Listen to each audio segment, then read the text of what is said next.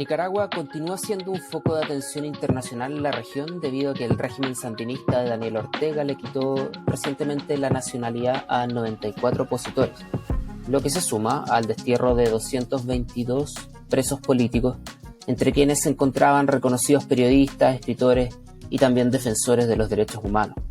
Lamentablemente, la persecución política parece dominar el contexto del país centroamericano. De esto y de otros detalles conversaremos hoy. Bienvenidos y bienvenidas a Mirada Latinoamericana. Soy Matías Erlandsen y este es el podcast producido en Flaxo, Chile, donde exploramos distintos tópicos y miradas sobre lo que está ocurriendo en América Latina con un invitado o una invitada diferente en cada episodio. Como ya habíamos adelantado, en este capítulo conversaremos sobre la situación política de Nicaragua y para ello contamos con la participación de Carlos Murillo Zamora, doctor en Gobierno y Políticas Públicas de la Universidad de Costa Rica, también director e investigador del Observatorio de Desarrollo de la Universidad de Costa Rica, además de académico de la Escuela de Relaciones Internacionales de la Universidad Nacional en ese país. El doctor Murillo nos explicará cómo Daniel Ortega ascendió al poder. También profundizaremos sobre la situación crítica de los derechos humanos en Nicaragua y abordaremos los principales desafíos que enfrentará Nicaragua durante el 2023. Doctor Murillo, muy bienvenido a Mirada Latinoamericana. Es un gusto poder conversar con ustedes de Costa Rica. Gracias más bien, Matías, por la invitación. Un gusto compartir y un tema de relevancia no solo, por supuesto, para la sociedad nicaragüense y para Centroamérica. Nicaragua es un punto clave, sino para la región por lo que está ocurriendo en Nicaragua en términos de derechos humanos, en términos políticos. Es un caso con muchas aristas, sin duda. Exactamente, doctor Murillo, porque en el año 2018 ocurrió una serie de protestas en Nicaragua en contra del gobierno que dejó a más de 300 muertos, ¿cierto? Miles de exiliados y una profunda acentuación en la crisis económica, que son solo algunos de los resultados que hemos visto de la asunción de Daniel Ortega como el líder del Poder Ejecutivo nicaragüense y quien se ha perpetuado en el poder, ¿cierto? Doctor Murillo, ¿nos podría explicar cómo logró Daniel Ortega llegar a ese puesto y pasar de ser un revolucionario hasta ser el hombre más poderoso del país? Sí, tenemos que remontarnos a la década de 1970, concretamente con el triunfo de la Revolución Sandinista en 1979, en donde se instala la Junta de Gobierno del Frente Sandinista con un esquema multipartidista, porque incluso hoy uno de los deportados o desterrados más bien porque les quita la nacionalidad, Sergio Ramírez, era el vicepresidente de esa junta y del primer gobierno sandinista. Y dentro de ese grupo de nicaragüenses que expulsan del país hay muchos de los líderes cercanos a Daniel Ortega.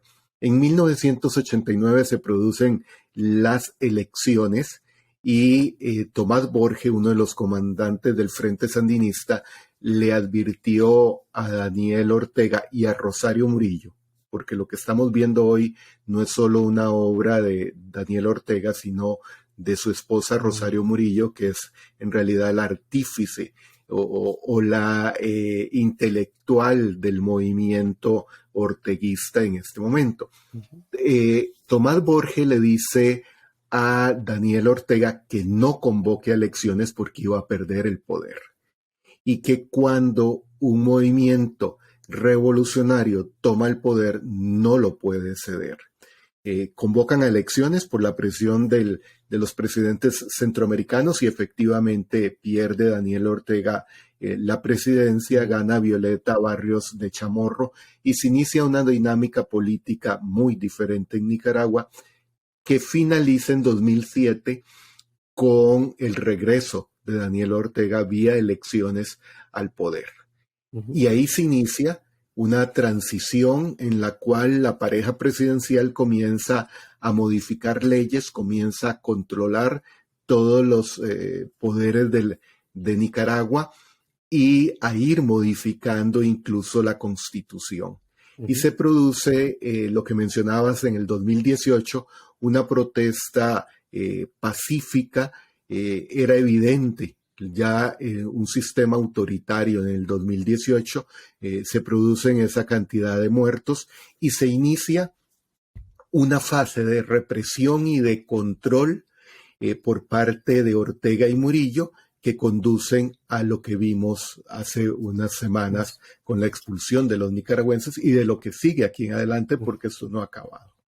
Entonces podemos decir que efectivamente Daniel Ortega, aparte de ser un revolucionario, llegó al poder en un principio de una manera democrática, pero se ha perpetuado en el poder haciendo cambios constitucionales que le permiten acentuarse y quedarse en ese lugar, ¿no?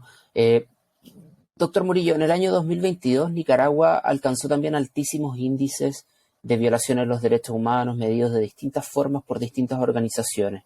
En ese sentido, ¿cómo ha enfrentado la Organización de las Naciones Unidas esta situación? Hay que tener en cuenta que la OEA ha venido debilitándose significativamente con el retiro de Venezuela, con el comunicado de Nicaragua de que iniciaba el proceso de retiro que tarda 2 años, y algunos países, sobre todo suramericanos, que no tienen mayor interés en el sistema de la OEA, y a eso se suma la posición del presidente mexicano López Obrador de decir que hay que crear un nuevo modelo de organización o de coordinación regional, ya sin los Estados Unidos y Canadá. Ese deterioro de la OEA hace que tenga poco margen de maniobra en Nicaragua, sobre todo para demandar el respeto a los derechos humanos y al Estado de Derecho, porque en la práctica desde ya el 2022 no hay más que un poder en Nicaragua y todo es controlado por Daniel Ortega y Rosario Murillo, en la medida en que si tienen que modificar una ley, sencillamente presentan un proyecto de ley, la Asamblea se los aprueba. Si tienen que sentenciar a alguien en un tribunal, plantean el caso y los tribunales fallan siempre a favor de la tesis oficial, y hay un control que es una pieza clave de los movimientos de base, que eran los movimientos de base del Frente Sandinista y que hoy son manejados por Rosario Murillo. Entonces, la OEA perdió toda capacidad de presión en el caso centroamericano y nicaragüense concretamente. ¿Y por qué es también el centroamericano? Porque la otra instancia es el SICA, el Sistema de Integración Centroamericano, que más bien terminan los mandatarios de la región apoyando a Daniel Ortega al elegir a un secretario general del SICA, a un nicaragüense propuesto por Daniel Ortega. Es decir, en Centroamérica, en términos de esa coordinación, que era el primer frente de presión sobre Nicaragua para que se respeten los derechos humanos, también falló en ese sentido. Doctor Murillo, y en ese sentido, ¿qué tan efectiva puede ser una presión en la materia de derechos humanos a nivel internacional, teniendo en cuenta, por supuesto, los rasgos autoritarios del régimen en Nicaragua? Yo creo que muy limitada, porque hay un temor en la sociedad nicaragüense a salir a protestar y que se repitan los hechos del 2018 o incluso que haya más derramamiento de sangre en Nicaragua. Incluso ha circulado en Centroamérica una caricatura en donde aparece Daniel Ortega reflejándose en un espejo y lo que ve es Anastasio Somoza, porque lo que estamos viendo hoy en Nicaragua es algo todavía más grave, más autoritario que lo que fue la dictadura dinástica de los Somoza en Nicaragua a mediados del siglo pasado.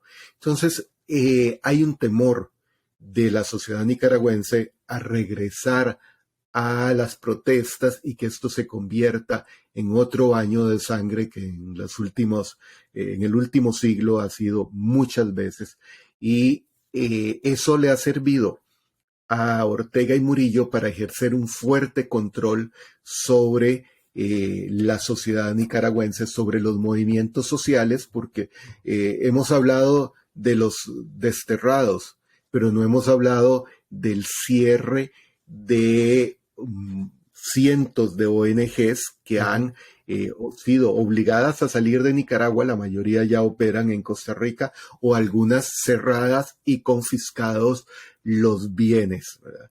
Y igual pasa con la Iglesia Católica. La última decisión de Ortega del fin de semana fue prohibir todas las actividades religiosas para Semana Santa fuera de los templos, e incluso dentro de los templos están siendo controladas las actividades religiosas.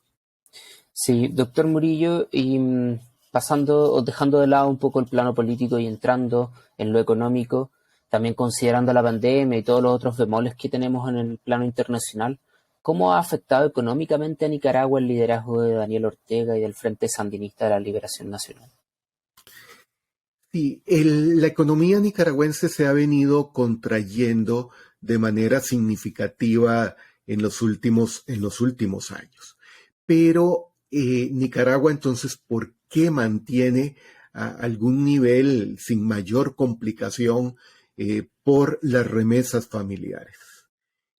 Cuando Arnoldo Alemán fue presidente de Nicaragua a inicios de este siglo, una ocasión dijo que el producto de exportación que más beneficiaba a Nicaragua era su población migrante, porque salía hacia Costa Rica principalmente, luego también hacia Panamá y últimamente hacia los Estados Unidos, y envían remesas familiares. Eso es lo que ha permitido que, si bien el costo de vida en Nicaragua ha aumentado de manera significativa en el último año, lo cierto es que todavía hay dólares, hay divisas ingresando que le pueden ayudar. El otro componente es el apoyo de Rusia, de China, de Irán en menor medida, con algunas inversiones en proyectos estratégicos que le permiten tener un ingreso a Nicaragua y sostenerse. Pero si lo vemos solo en términos de producción de bienes y servicios, la economía se ha contraído de manera significativa. Daniel Ortega suma su cuarto mandato consecutivo como presidente de la República de Nicaragua. De acuerdo a la Comisión Interamericana de Derechos Humanos, además de muchas otras organizaciones independientes, el régimen viola sistemáticamente las libertades civiles y los derechos humanos y mantiene a la población sumergida en un estancamiento de su desarrollo que a su vez se refleja en un descontento social cada vez más tenso. ¿Cómo se vislumbra el 2023 en este rinconcito del planeta? Seguimos conversando sobre Nicaragua junto a Carlos Murillo, doctor en Gobierno y Políticas Públicas, también experto en Nicaragua.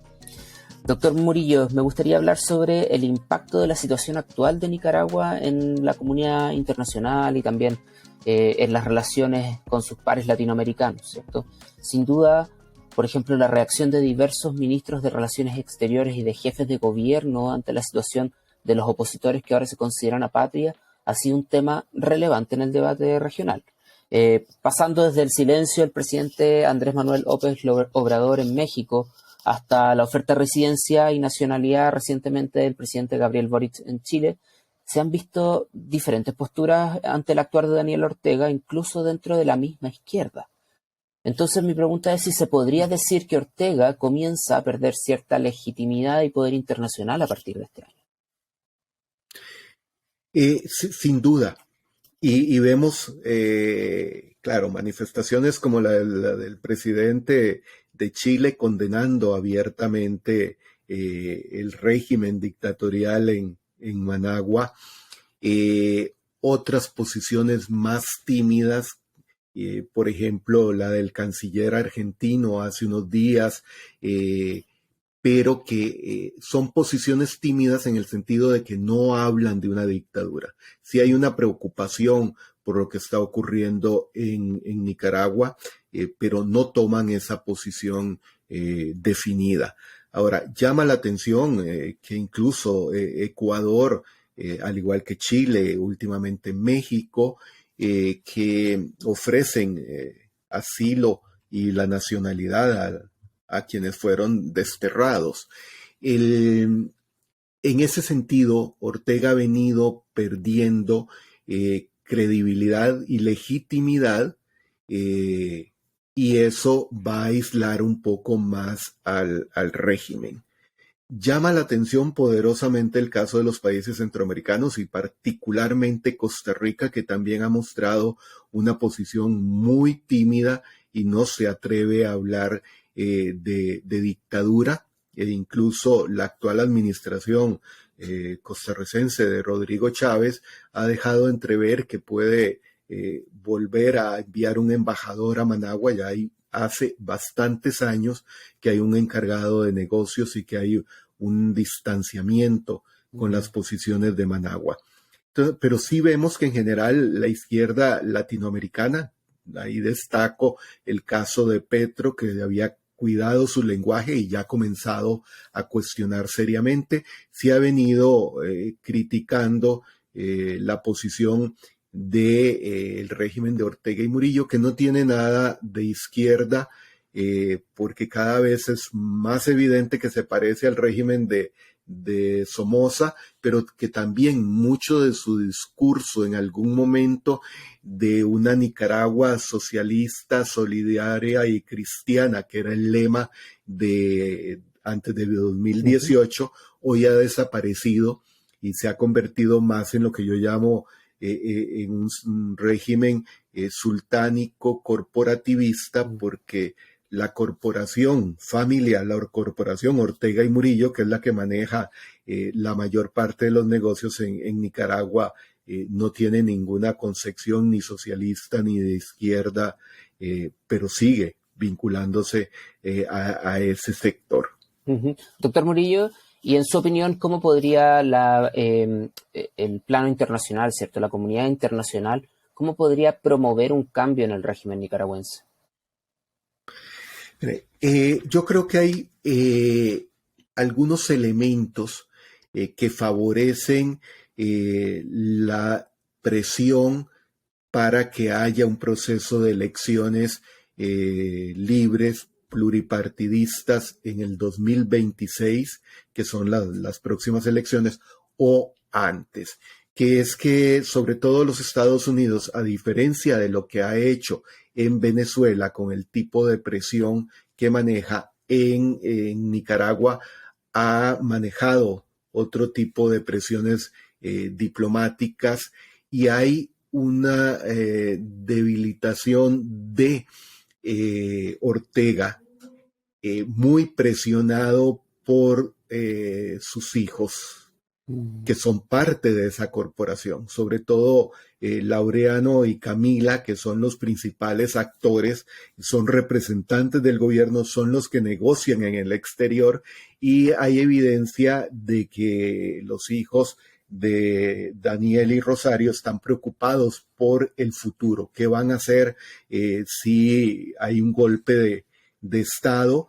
Si los van a detener. Y en Managua se dice que lo de facilitar la salida de estos presos políticos hacia los Estados Unidos es parte de buscar, fue una decisión unilateral, pero parte de buscar algún diálogo con los Estados Unidos para que les permitan a los hijos salir de Nicaragua, pero disfrutar de una fortuna de miles de millones de dólares, como lo han documentado algunos medios internacionales. Ahora, la clave de la presión que se puede ejercer en la región para una salida pacífica en Nicaragua pasa por Centroamérica. Y en este momento los mandatarios centroamericanos y la mandataria Xiomara Castro de Honduras no están en un punto alto de diálogo, no hay comunicación, no hay cumbres presidenciales, incluso reuniones de cancilleres muy informales, que sería un mecanismo para forzar a Nicaragua a un proceso de solución pacífica. Y agrego un último elemento, Matías. La posición de Nicaragua es estratégica en términos del comercio intracentroamericano.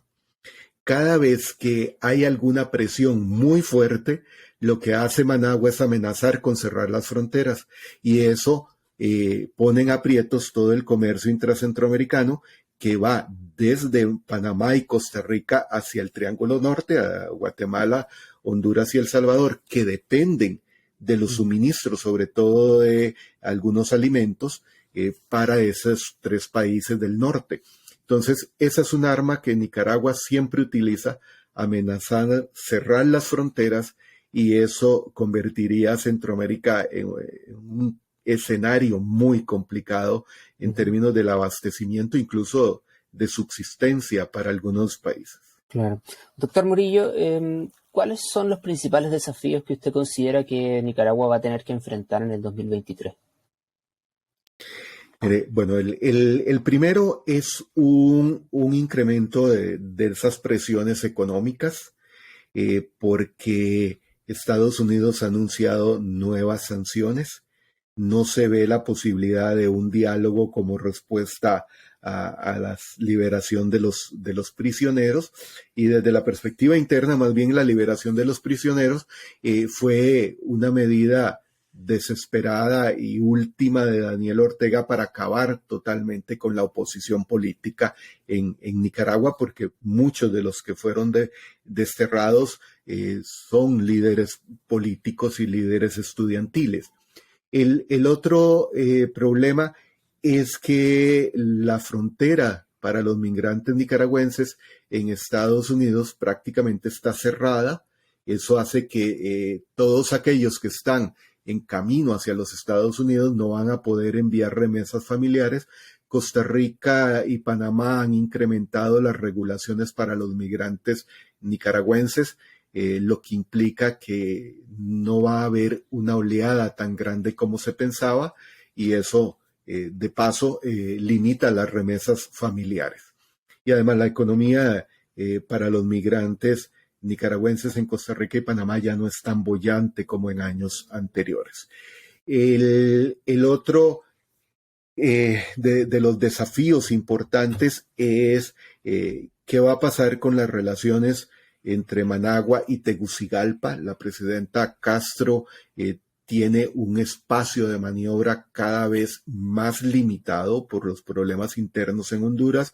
La situación del presidente Bukele en El Salvador no atraviesa un mejor momento como en el pasado, y eso hace que las relaciones de Ortega con Bukele y con Castro no le vayan a dar réditos para que se beneficie el régimen de Ortega y Murillo. Así que hay desafíos. ¿Qué es lo que podría facilitarle contrarrestar esos desafíos? El apoyo de China, algunas ofertas de Rusia para tratar de realizar algunas inversiones, y el acuerdo firmado hace unas semanas con el canciller iraní para realizar algunas inversiones que no se tiene claro qué tipo de inversiones puede realizar Irán en Nicaragua, pero por lo menos ahí habría algún espacio de maniobra, pero el horizonte para 2023 no es nada positivo para Nicaragua. Lamentablemente, pucha. Doctor Murillo, ya estamos también al final de nuestro episodio en Mirada Latinoamericana, y aunque no logramos explorar tantas diversas aristas vinculadas a la situación crítica que se está viviendo en Nicaragua, nos quedamos también con muchos temas pendientes. Le agradezco por su tiempo y por su participación en nuestro video podcast, y por supuesto lo dejo cordialmente invitado para que regrese a Flaxo Chile a participar en esta o en cualquier otra de nuestras actividades. Con gusto, más bien, y gracias por el espacio.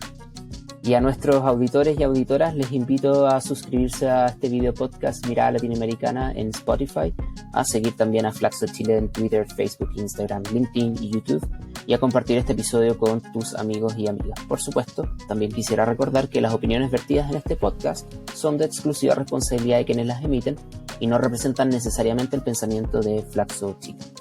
Mirada Latinoamericana es realizado por Flaxo Chile, y este episodio fue producido por Matías Erlandsen y Ángela de Blasis, con la gentil ayuda de Francisco Franco, Carla Sandoval y Felipe Lima. Nos vemos, hasta la próxima.